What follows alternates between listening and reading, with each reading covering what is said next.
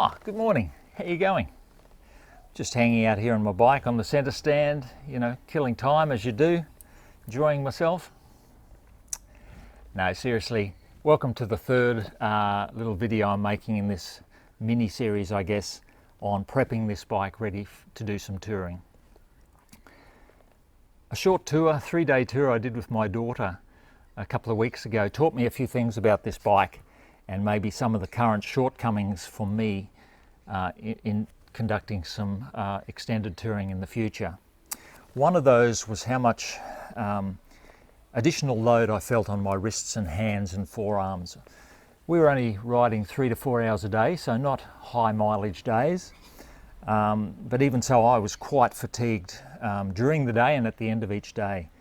And I'm about to head off on a 5,000k trip to Adelaide, and I know I'll be riding 6 to 7 hour days, and I really think this is going to be a problem if I don't address it.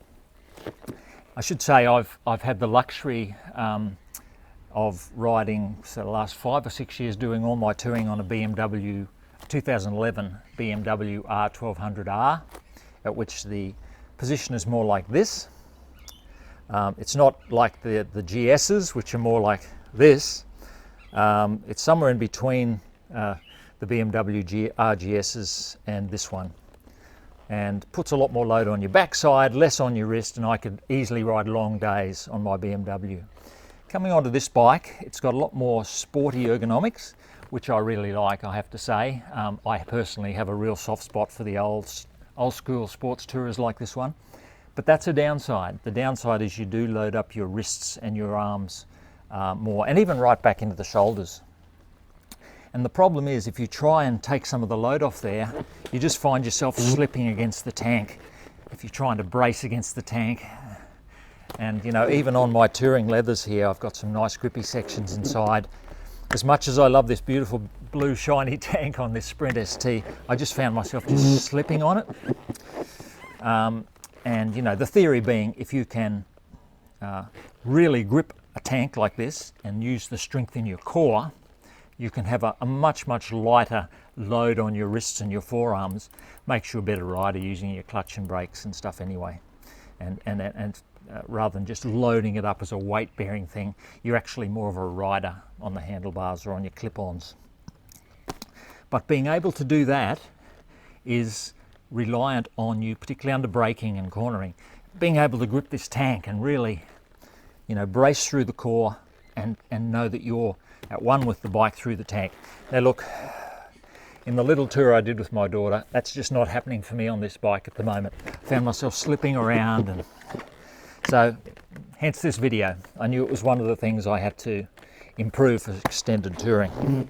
So that's what this video is about. I did mention in my introduction that I've been working with a Brisbane company called DCGrips, Australian-based company, actually based in Brisbane. And how that came about was I contacted Sean, and if you go to the DCGrips website, you'll see they've got lots of profiles for all different kinds of bikes. But they didn't have the Sprint ST 955i. I think they've actually got the GT, the Sprint GT, which is a 1050cc bike, but not this one. So I called him up and I said, look, I'm looking for something for this bike. And he said, oh, that's good. Would you be interested in helping me refine a prototype? Because I've never had a chance to develop one for this bike before. I said, yeah, sure. So look, cut a long story short, we agreed that I would help him if he would supply me with some free grips at the end of it, of the design that we come up with. So there's my financial proviso for this. I'm not getting any payments, but I got some free grips out of it. So what I originally got from Sean was just a mock-up in vinyl here that you could stick on and stick off and move around, that we tried. I'll put some pictures up on this bike. I sat on it, took some photos in a range of different riding positions, and then we looked at the ergonomics of it, and we actually worked out that it would suit the ergonomics of this bike, the curves of the tank better if there's a more rounded section on here, for example. So I sent all those photos back to Sean. He did a second draft version and built one this time in the proper material, which is this synthetic material here that is the base of DCGrips' whole product line. So I actually think, just judging from what I've seen here, it's going to match this tank perfectly. So really the adjustments were all aesthetic rather than practical. So that's what I'm going to do today. I'm going to install this on here and do an initial evaluation of it, I guess. The proof of the pudding really will be how does it perform on my 5,000k plus tour to Adelaide and back. And particularly, not only how does it perform practically in terms of me being able to brace against the tank, but also how does it last the rain and the cold and the occasional heat and drying and then rain again and so forth. How does it last? So I'll do another video with a longer term evaluation after that. Just a word about the DCGrips material though. A lot of the well-known grips manufacturers have a very hard plastic material with like knobs or spikes on it. That's very much about providing a rough surface that you can grip onto. The DCGrips material is a combination of being a very grippy sort of material, but it's also a bit soft. It's not very thick, but it's a little bit soft, so you get a dual perspective there. You sort of can dig your knees into it and it grips. And if you look at DCGrips' website or at their Facebook page, the testimonials from racers who have found this product and tried it are very glowing. It's like they've tried all these other things and they've finally found the product that suits for their racing needs. Now, I can't see why it won't be good for commuting. The force on my knees will probably be a lot less in my commuting needs than for a racer. Pushing the bike hard around corners and so forth and hard braking. But anyway, I can't see why it won't be a good touring grip as well. So that's what I'm going to try it. I'm going to install it today, give an initial evaluation and defer my final comments to a bit further down the track. Okay, I have put on grips before. I can't say I'm an expert at it.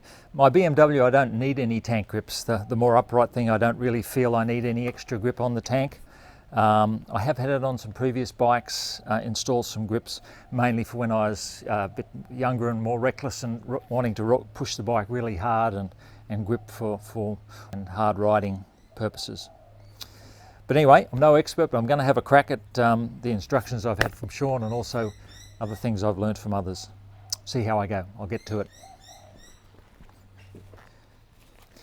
Okay, the first thing you want to do is, just for yourself, have a bit of a play with where you think this grip should go on your tank. Once you sort of know the rough area, get yourself some alcohol. This is just some isopropyl alcohol, because you really want this surface totally clean of any dirt or grease or grime. So that's what I'm going to do first. Just going to give this a really solid scrub here.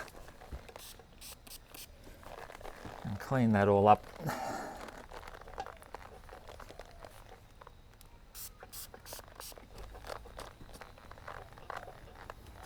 And just let that dry, because alcohol dries very, very quickly.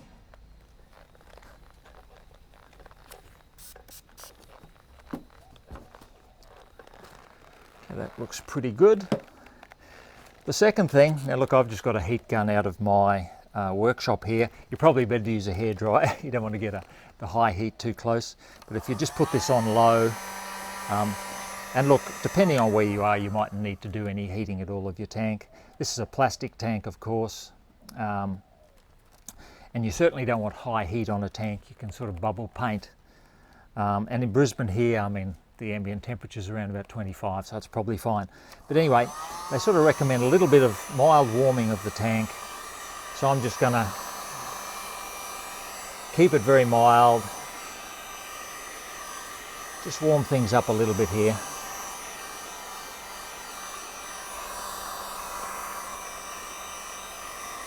Get the temperature of the tank a little bit above ambient, let's say. Just apparently improves the bond and the adhesion between the grip and the adhesive in the tank. Okay, that's looking good. Then here's the scary bit. Work out where you want to put your grip. Particularly look at any lines along the bottom of the tank and any curves there. I think something like that looks good.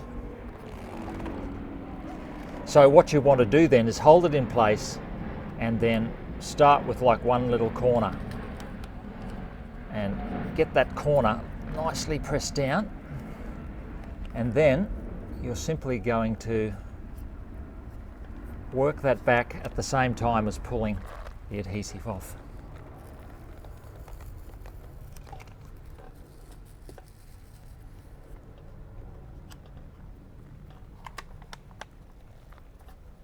And this material here is quite malleable, so I can feel already that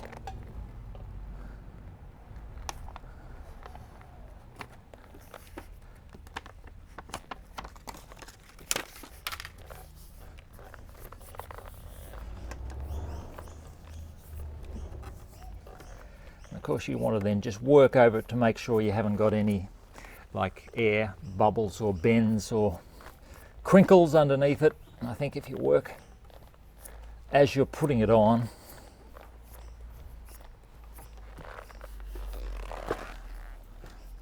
I think that looks pretty good.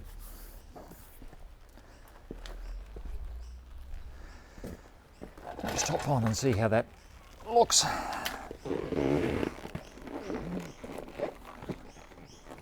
Yep, that's giving me a good bite in there on the part of my knee that grips. It's sort of right about the centre of it here, which would be nice. Of course, when you're touring and you've got a bit of a load on the back here, you're often a bit further forward on the seat anyway, so it's going to be a little bit into this area, which will be the key area, but I think that looks good. Okay, well, that's about it. I'll go ahead and do the other side. Your tendency is to want to hop on and go and test it out straight away, but I'm advised it's better to leave it 24 hours for the glue and your tank to get the best possible adhesion, and then try it out. Okay, hope there's some thoughts there that might be useful to you if you're having similar issues, and in any case I'll add to the plethora of videos on installing tank grips on the web.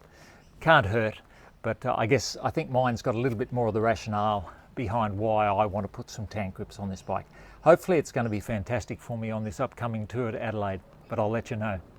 Okay, thanks everyone. Safe motorcycling, take care of yourself, and I'll see you next time.